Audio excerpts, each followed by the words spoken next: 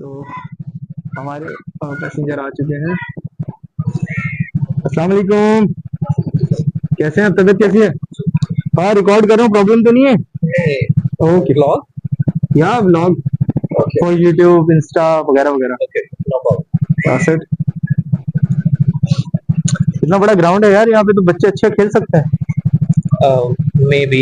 हाँ। I'm not from everything, but okay. Where you? Mahmudabad. it depends. Really. Defence view. Right right. तो आपको यहाँ से रास्ता पता है बाहर निकलने का, या हमें वहीं से जाना पड़ेगा जहाँ से आए? मुझे थोड़ा मेरे थोड़ा पता है. Right. I will try. No problem, निकल ही जाएंगे। आप इजी होके बैठ सकते हो, ठीक है ना? थोड़ा आगे होगी। हाँ. और यहाँ आप क्या खाला के पास आए हुए थे? मेरा पेशेंट था. ओके। आप किस हॉस्पिटल में होते हैं? LNH. LNH। ये कहाँ है? Stadium. Liaquat national. Right right right. Why you are not riding bike? Because I'm not allowed. Why? From मेरा, home? नहीं, not from home. हम्म। मेरा लास्ट एक एक्सीडेंट हुआ था. Okay. काफी मेजर हो गया था. ओके। मुझे सर्वाइकल पे लगा था, तो उसके बाद से मुझे थोड़ा सा मना है. Right right right. मैं पहले कैब यूज करता था, अब मैंने थोड़ा थोड़ा करके बाइक स्टार्ट की है, ताकि Okay. At least. Okay bro, thank you so much. Next time फिर इंशाल्लाह आपका रिकॉर्ड करेंगे वीडियो। बहुत शुक्रिया। सो ये एक्चुअली मुझे कह रहे थे फॉर रिकॉर्डिंग। मैंने बोला यार मैं यही सोच रहा था, इस गेट से अगर आए होंगे तो रिकॉर्ड आपने कैसे किया होगा. भाई अपने काम के बारे में, आप लोगों का काम कैसा चलता है, किस तरीके से आप लोग डील करते हैं पेशेंट्स को? इतना मतलब डिफिकल्ट होता है? अच्छा, मेरा एक्चुअली जो पूरा काम है, it is completely related to special childrens. तो मैं काम ही सारे न्यूरो डेवलपमेंटल्स के ऊपर कर रहा होता हूँ. तो हमें ऐसे जितनी कॉम्प्लिकेशन नहीं होती, हमें मजा आता है. आपको जरूर ट्रेनिंग मिली हुई होगी इसलिए। यस. क्योंकि विदाउट ट्रेनिंग तो स्पेशल के साथ गुजारा करना बहुत मुश्किल है। Exactly. I am certified doctor. हाँ, डॉक्टर। यस. ग्रेट, माशाल्लाह। या एक्चुअली मेरा छोटा भाई है, वो भी स्पेशल है ना, बट वो माशाल्लाह सब काफी अच्छा हो गया है थेरेपी वगैरह के बाद। ओके. सो मैं जब ये ऐसे लोगों को देखता हूँ, सुनता हूँ, तो जरा थोड़ा सा ना मुझे वो फील होता है कि उनके पेरेंट्स, उनके फैमिली मेंबर्स किस तरीके से उनको संभाल रहे होते हैं। बहुत डिफिकल्ट है यार। Very difficult. तो उससे बढ़कर आप लोग जब वो पेशेंट बनते हैं तो वो किस तरीके से उनको प्रॉब्लम होता होगा, मैं वो सुनना चाहता हूँ कि शोर शराबा, तंग करना, लड़ना, भागना, क्योंकि वो एक जगह टेक नहीं सकते। अच्छा, इसमें भी ना देयर इज अ टेक्निक. अब हर डिसऑर्डर पे कोई ना कोई, अगर उसकी स्ट्रेंथ है तो उसकी वीकनेस भी होगी. अब हमारी ये गलती है, हमारी सोसाइटी ये देखती है कि ये हाइपर एक्टिव है, ये मारते हैं, ये सब कोई भी चीज उठा के फेंक देंगे, बट वो ये नहीं देखते कि वो ये क्यों करते हैं. हर एक रिएक्शन के पीछे कोई ना कोई स्टिमुलस होता है, कोई ना कोई वजह होती है. अब हम जब काम कर रहे होते हैं तो हम उनकी उन वजहों को पकड़ रहे होते हैं, और हम वो वजह ही नहीं जब उन्हें देते तो वो काम ही नहीं हमारे साथ करते. ये मेन रीजन होता है जो माँ बाप कहते हैं हमारे साथ तो ये ऐसे करता है, आपके साथ कैसे कर लेता है. बिकॉज हम लोग उनको उस तरह से देख ही नहीं रहे होते. हमारे लिए they are properly normal.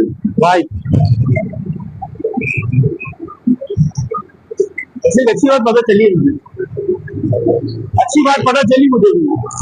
This is actually the way of dealing. अगर आप डील कर रहे हो, आपका बच्चा है, भाई है, कोई भी XYZ, आप ये देखो कि अगर वो कोई काम कर रहा है तो उसके पीछे कोई वजह तो होगी ना.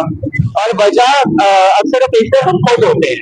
कोई ऐसा कलर जो हमने पहना हुआ है उन्हें ट्रिगर कर रहा है, कोई ऐसी ज्वेलरी जो हमने पहनी है उन्हें नहीं अच्छी लग रही, या फिर कमरे में गर्मी हो रही है, या वो बच्चा वॉशरूम जाना चाह रहा है और वो बता नहीं पा रहा, या उसको भूख लगी है, या फिर वो चिड़चिड़ा हो रहा है, उसके पेट में दर्द है. कोई भी एक्सटर्नल फैक्टर हो सकता है. जब आप उन चीजों को आइडेंटिफाई करेंगे तो बच्चे का बिहेवियर खुद ही नॉर्मल हो जाएगा. तभी बच्चे स्कूल भाग भाग के जाते हैं। राइट, स्कूल इसीलिए जाते हैं ना वो लोग स्पेशल।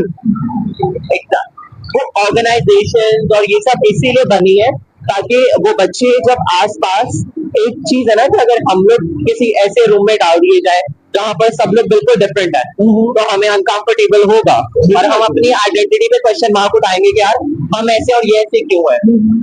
वो ऑर्गेनाइजेशन बनी ही इसलिए, हम डॉक्टर्स बने ही इसलिए ताकि उन्हें एटलीस्ट ये फील हो कि नहीं यार, they are normal, there are other human being जो उनके जैसे हैं।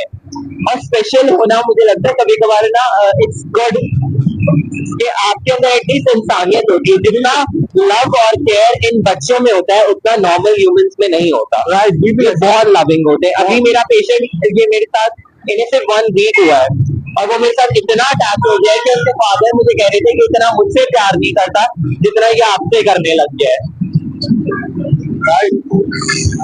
बेसिकली हम खुद एब नॉर्मल हरकतें करने लगते हैं जिसकी वजह से ना हमें ये बच्चे ऐसे लगते हैं जो परेशान कर रहे हैं। एग्जैक्टली। मैं उनकी बात समझ रहा हूँ कि आप लोग इनके साथ वैसे बिहेव करते हो नॉर्मली जैसा उनको अच्छा लगे। हाँ, हम बिल्कुल वैसे बन जाते हैं जैसे वो चाहते हैं।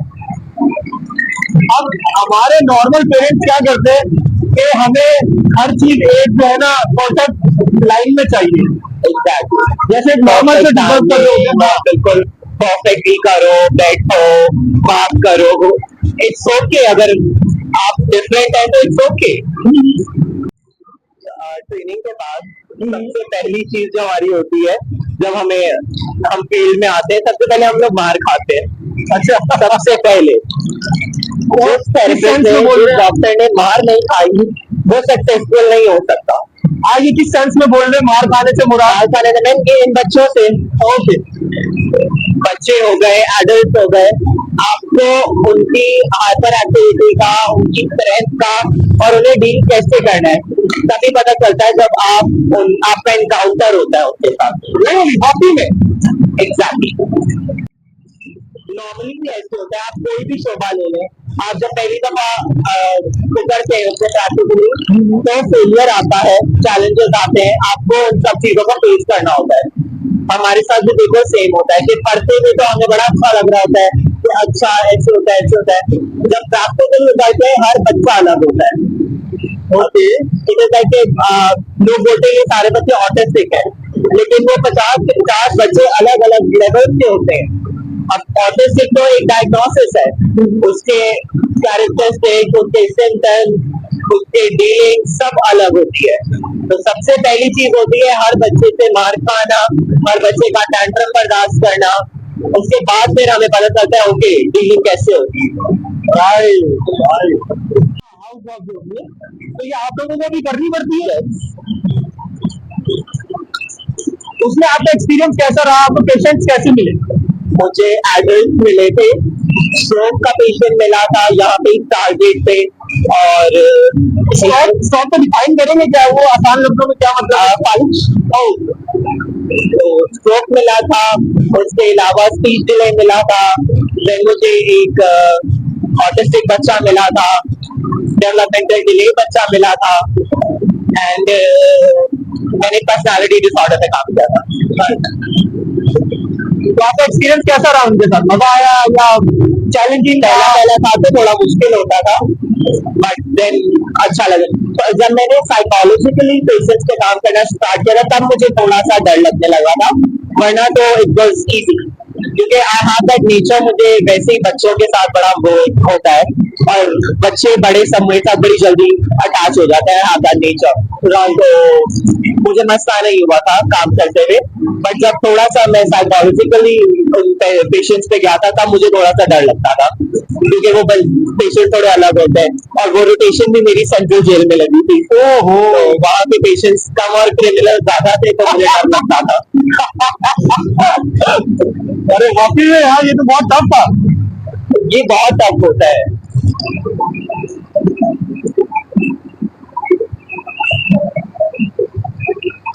अब आपको नॉर्मल लगता होगा सबसे ज्यादा आपके लिए कुछ? अब मुझे नॉर्मल लोग जो है वो थोड़े अजीब लगते हैं, बाकी मुझे बहुत नॉर्मल लगता है। सही बात है यार। हैबिट में अपने घर में भी या फैमिली में कभी कोई बच्चा देखो तो आउट ऑफ नोवेयर मेरी आदत है, मैं ऑब्जर्व करने लग जाता हूँ, जो कि सब मुझे कहते हैं कि this is not good, but अब वो मेरी आदत बन चुकी है कि मुझे नॉर्मल लोग अब अजीब लगते हैं। बच्चे बहुत प्यारे हैं, ये तो अल्लाह की नेचर के ऊपर है ना, मतलब प्यार करना, मोहब्बत देना, सबका ख्याल रखना। इन्हें देख के आप जितना मर्जी परेशान हो, आपके जो भी मसले चल रहे हो, ये आपको इतने प्यार से देखते हैं कि आपके फेस पे स्माइल आ जाती है। हाँ बिल्कुल सही है। तो अगर एक बंदा कुछ ना करके आपके मुंह पे मुस्कुराहट ला सकता है, तो आई डोंट थिंक सो वो उसमें किसी किस्म का कोई वो है। जब आप अपने बच्चे को एक्सेप्ट कर लेते हैं और आप ये चीज सोचते हैं कि नाउ आई एम रिस्पॉन्सिबल और मैं काम करूंगा, बिल्कुल बच्चे की प्रोग्रेस वहां से आना शुरू हो जाती है। ऑफ कोर्स ऐसा ही है। मैंने वो फैमिलीज देखी हैं जो अपने बच्चों को लॉक कर देती हैं, सेंटर्स में डाल देती हैं, मैं तो पागल छोड़ कहता हूँ, देती हैं। वो पागल है। यहीं से जाएंगे। अंत है, यहाँ से जाएंगे। मैं इसके बिल्कुल सामने होता, हमारा घर है, राइट। यहाँ पर अगर मैं यहाँ से टर्न लेना है। आना चाहूँ तो कितने तक का मिलेगा? मैंने जहां तक सुना है कि इनके ब्लॉक्स हैं, तो ब्लॉक वाइज इनके रेंट्स हैं।